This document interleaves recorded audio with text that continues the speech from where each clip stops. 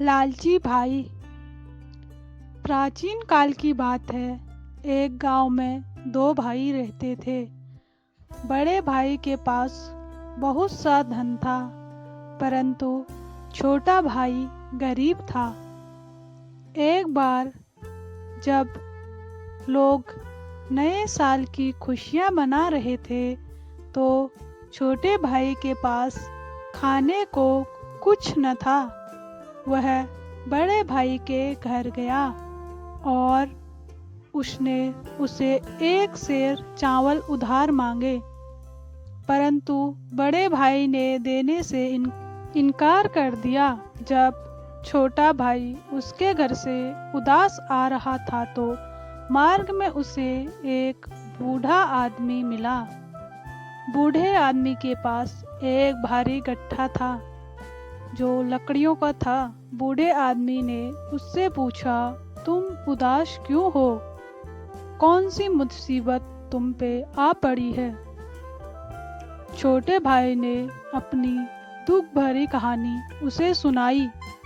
बूढ़े आदमी ने उसे दिलासा दिया और कहा, यदि तुम लकड़ियों का यह गट्ठा मेरे घर तक पहुंचा दो, तो मैं तुम्हें एक ऐसी चीज दूंगा जिसकी सहायता से तुम धनी हो जाओगे।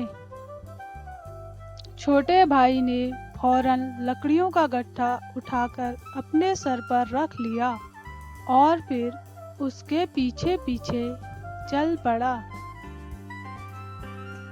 घर पहुंचकर जब बूढ़े आदमी ने उसे एक मालपुआ दिया और कहा, तुम इसे लेकर मंदिर के पीछे जंगल में चले जाओ।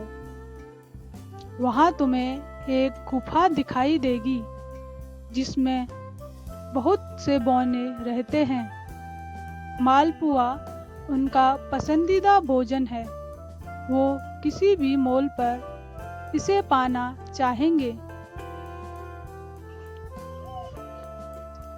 तुम उनसे मालपुए के बदले धन मत मांगना। कहना कि मुझे पत्थर की चक्की दे दो। जब तुम चक्की लेकर आओगे तो मैं तुम्हें उसकी विशेषता बताऊंगा। छोटा भाई मंदिर के पीछे की ओर चल पड़ा। थोड़ी देर में वह जंगल पहुंचा। उसने देखा कि मंदिर से थोड़ी ही दूर में एक गुफा से बहुत से बौने बाहर निकलते हैं और फिर उसी गुफा में चले जाते हैं। उस समय वह वृक्ष के नीचे की एक टहनी को खींचकर गुफा के अंदर ले जा रहे थे, जो बहुत बड़ी थी, परंतु वह अंदर नहीं जा पा रही थी। उनके लिए उसे गुफा के अंदर ले जाना बहुत ही मुश्किल काम था। छोटे भाई ने उनसे जाकर बोला, लाओ इस टहनी को मैं ले चलता हूँ। जब वह टहनी को अपने कंधे में उठाए गुफा के पास पहुंचा, तो उसके कानों में एक धीमी सी आवाज पड़ी, मुझे बचाओ, मुझे बचाओ। छोटे भाई ने घबरा के इधर उधर देखा तो उसके पाँवों के नीचे एक बौना पिस रहा था। उसने उसे तुरंत उठा लिया और माफी मांग ली। वह छोटा बौना राजकुमार था। राजकुमार ने छोटे भाई के हाथों में मालपुए को देख लिया। वह बोला, भाई यह मालपुआ मुझे दे दो, आपकी बड़ी दया होगी। इसके बदले मैं तुम्हें बहुत से हीरे जवाहरात दूंगा। छोटे भाई को उस बूढ़े की बताई गई बात याद आई। उसने मालपुआ बौने राजकुमार को दे दिया। उसके बदले में पत्थर की एक चक्की देने को कहा। बौने के राजा ने अपने पुत्र की प्रसन्नता के लिए चक्की देना स्वीकार कर लिया। अब छोटा भाई चक्की लेकर चलने लगा।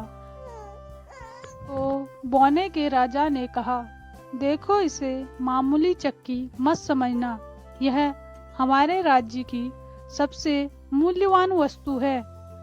इस चक्की को दाईं ओर घुमाने से तुम जो भी वस्तु मांगोगे वह तुम्हें मिल जाएगी, और जब तुम इसे फिर से बाईं ओर घुमाओगे तब जाके यह रुकेगी। अब छोटा भाई पत्थर की चक्की लेकर घर आया।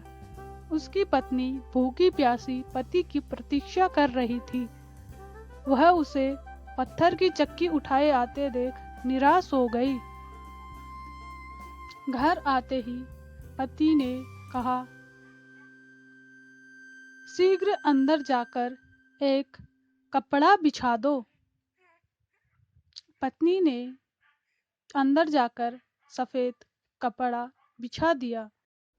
छोटे भाई ने उसमें चक्की को रख दिया और दाईं ओर घुमाते हुए कहा, चावल निकालो। कहने की ही देर थी कि चावल का ढेर लग गया। फिर उसने मछली की मांग की और मछली उसे मिल गई। उसके बाद उसने एक एक करके सभी आवश्यक चीजें मांगी जो उसे मिल गई। वह बहुत खुश हुआ। छोटा भाई सोचने लगा कि अब तो मैं धनवान हो गया हूँ, मुझे एक महल में रहना चाहिए। उसने चक्की को दाईं ओर घुमाकर पहले एक सुंदर महल तैयार करवाया और फिर उसे बढ़िया सामानों से सजवाया। वह बड़े ठाट बाट से रहने लगा। एक दिन उसने अपने पड़ोसियों तथा मित्रों को दावत दी और नए साल के त्योहार बड़ी धूमधाम से मनाया। छोटे भाई की यह ठाट बाट देखकर बड़ा भाई सोचने लगा कि कल तक तो यह गरीब था, आज इतना धनी कैसे हो गया?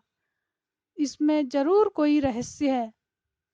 एक दिन वह छिपकर उसके घर के अंदर चला गया और उसकी एक किवाड़ थी। उस किवाड़ के पीछे वह छिपकर खड़ा हो गया।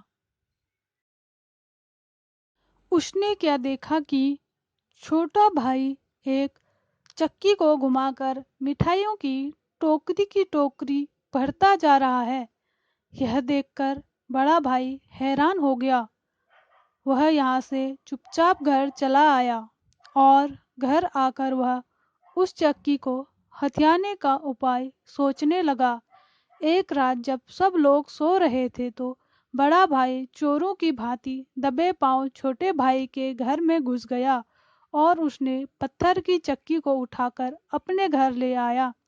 बड़े भाई ने सोचा कि अब तो मैं टापू में जाऊंगा और इस चक्की की सहायता से लखपति बनूंगा। यह सोचकर वह समुद्र के किनारे आया और चक्की को साथ में लेकर नाव में बैठ गया। घर से चलते समय उसने जरूरी चीजें साथ में ले ली, परंतु नमक लाना भूल गया। नाव में बैठते ही उसने पहला काम किया कि वह नमक पाने के लिए चक्की को घुमाना शुरू किया। वह नमक निकल की रट लगाने लगा। कहने की देर थी कि नमक निकलना आरंभ हो गया। अब बड़े भाई को चक्की को रोकने का उपाय मालूम नहीं था। चक्की चलती गई और नाव में नमक का ढेर लग गया।